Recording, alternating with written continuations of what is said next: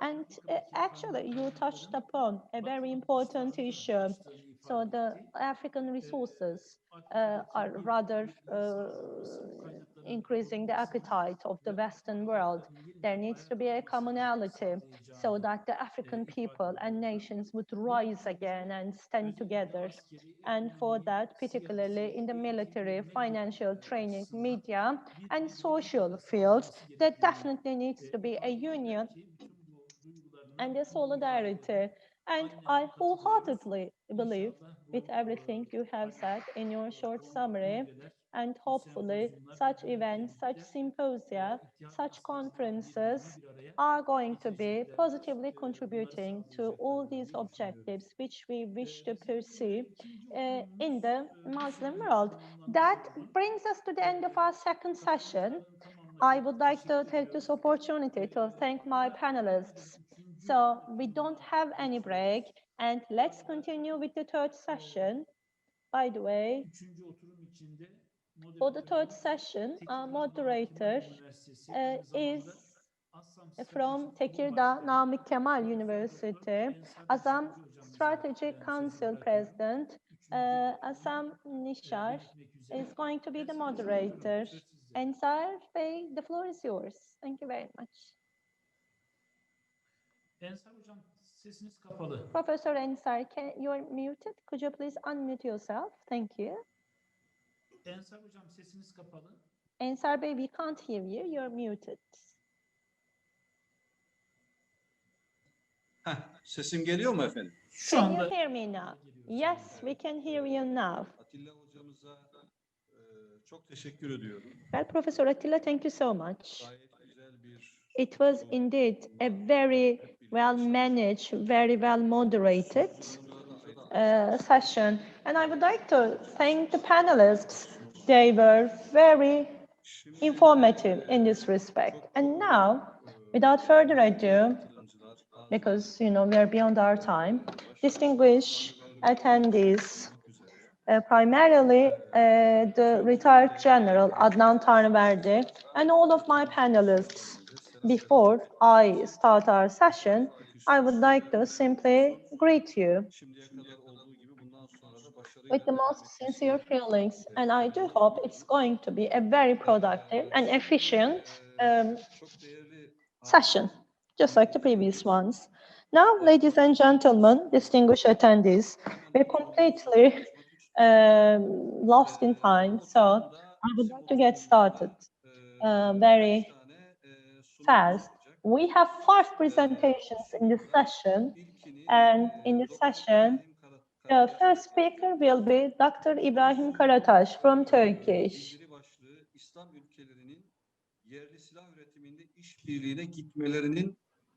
And he will be talking about his analysis on the need to go for a cooperation of the Islamic countries, Muslim countries, to go for local arms manufacturing. Ibrahim Bey, maximum 15 minutes. So please respect your time, and the floor is yours. Thank you very much. Ibrahim Bey, are you there? Can you hear me? Hi, the floor is yours. Distinguished professor, first of all, I would like to take this opportunity to thank ASSAM for this great organization, because this is completely about the Islamic Union, and on behalf of the Muslim community and Muslim world, this is a great commitment.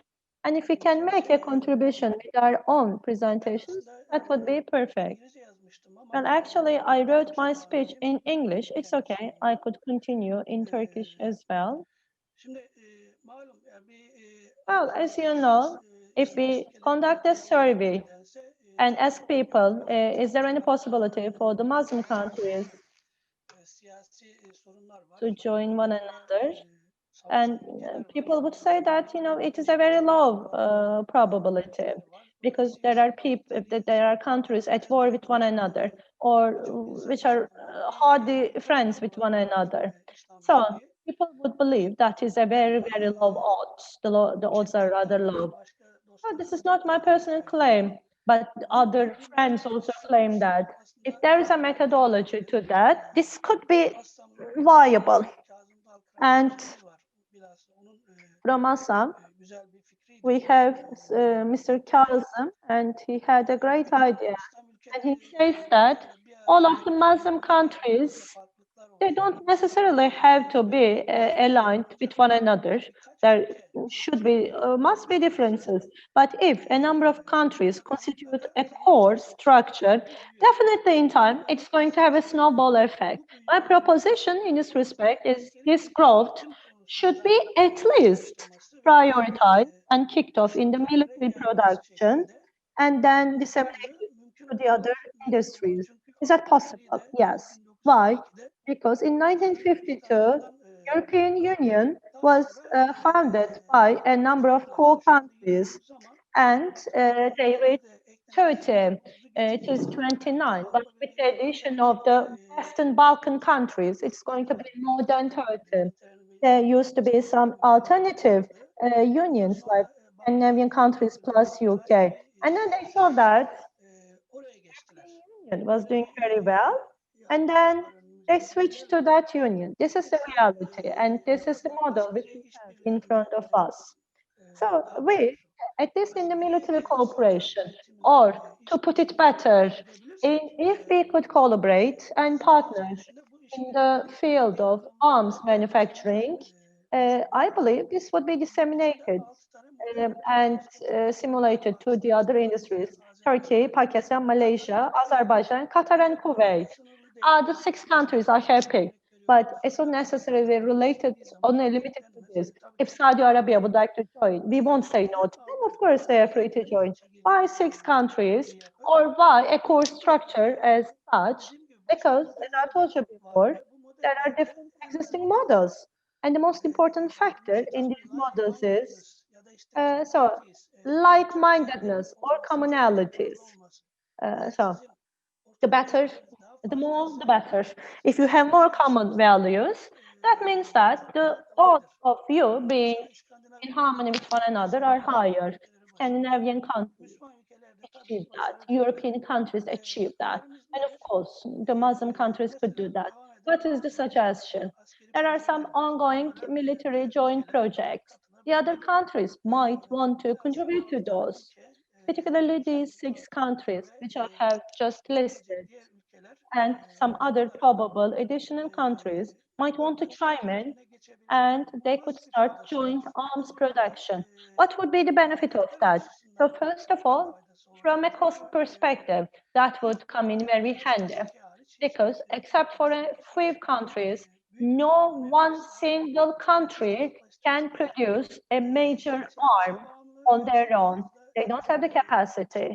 They are rather bound and relying upon the other countries, hence huge expenses. That's why when they come together, the cost is normally on the manufacturing cost. There's no profit included. So at least for the manufacturing company, the profit of the manufacturing companies are going to be staying inside the respective countries. And when 6 countries come together, there is little possibility for embargo. Well, you can embargo one single country, but not 6 of them, because this time it means that you have a power of a certain size in front of you with a significant base of clients. So that would be a way to simply relinquish or minimize the embargo possibility of the other countries. And there would be technology transfer. Malaysia and Turkey is transferring technology to Malaysia. And Malaysia can now manufacture its own thing. So if this collaboration happens at the end of the day, they would have very advanced tools and weapons. So drones, which are manufactured by Turkey, if they become partners, they would have first-class drones. The participating countries would have first-class drones. At the same time, in case of a successful cooperation, which, by the way, should not fail, under normal circumstances, this would be reflected to the other fields. Take Turkey and Azerbaijan. In the latest Nagorno-Karabakh war, Turkey directly supported Azerbaijan, and this military cooperation impacted the economic and trade relationships. Well, we already had very good relationships in terms of trade and business, but now this time they only escalated and they were elevated. Likewise for European Union, they're acting as if they're single one country. So they don't have visas. People are very free to roam. Likewise, their goods as well. The mobility, free mobility of individuals and goods. Only in military and in the foreign relations, they seem to be having issues. But if the Muslim countries, as I told you before, in the arms and weapons manufacturing, if the Muslim countries can act together, then in no time they could reach such levels. There is also another benefit of joint weapon manufacturing. So if you establish joint armies, well, you have right to do so, but the response that you're going to get will be less. You know, why did you gather so many soldiers? Are you going to form an Islamic Union and fight or have a war against the Christians? So, you know, a drone, a tank, you know, it's rather innocent as a union. And I don't believe we will have some responses or criticisms.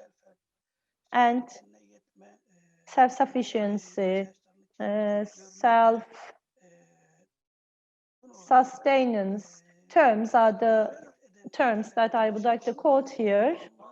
And that is also going to be another added benefit, so that if countries act together, they won't be relying upon the other foreign forces. 75% of the military needs can be manufactured, can be covered by Turkey. And for example, at least they could stand against the embargoes. If this was not the case, in the last few years, Turkey had to conduct a number of military operations in the neighboring countries, and it was purely based on, thanks to its own soldiers or armies and the tools and arms or weapons it had. So having the human capital is not sufficient anymore. So the success of Turkey was thanks to the weapons, the advanced weapons and tools. And we're merely at the beginning of this journey. We don't have our jets, we don't have our tanks. We're just at the beginning of this journey.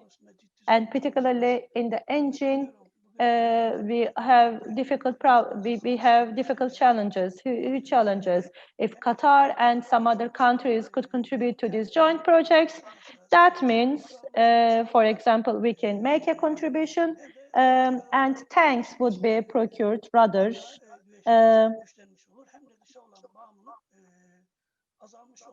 easily. And again, we have very good relations in terms of training with Pakistan.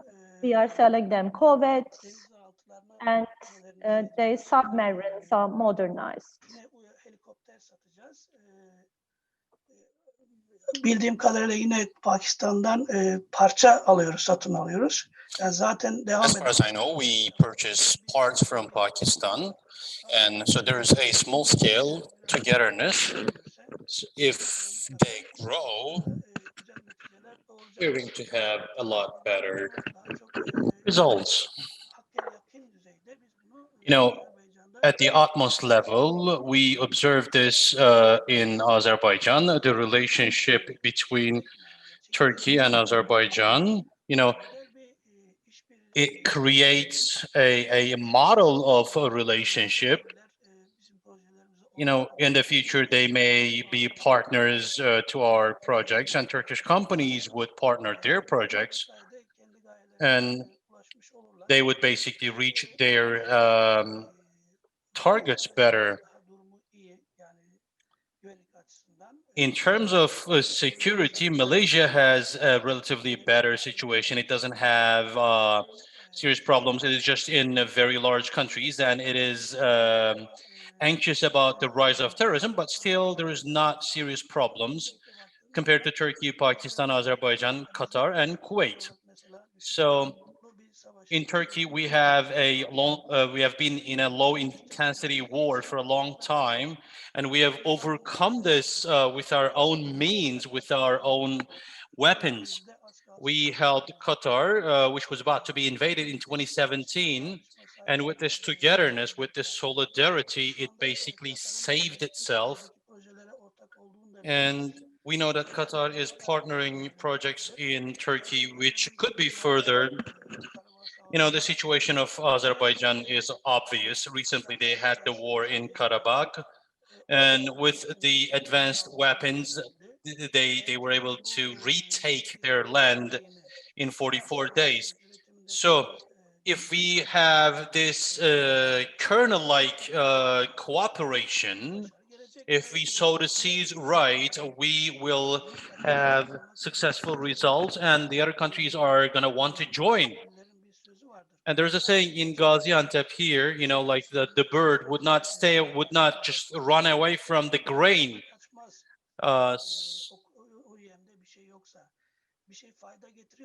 If anything is beneficial, basically, the others will come and join.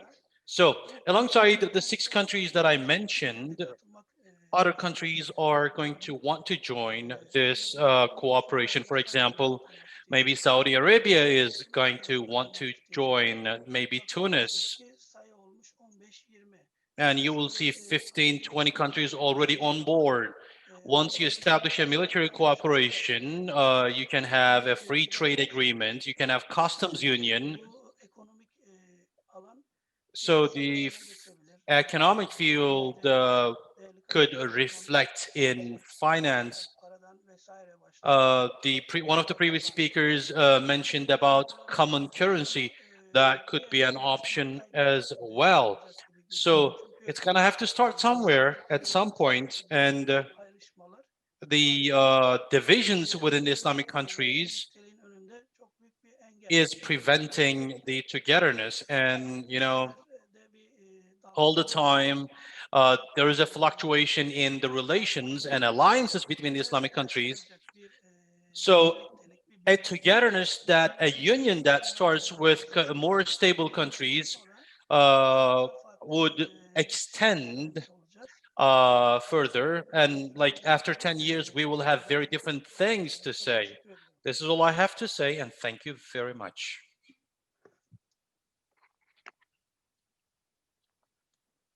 Hocam duyuyor musunuz beni? Do you follow, dear moderator?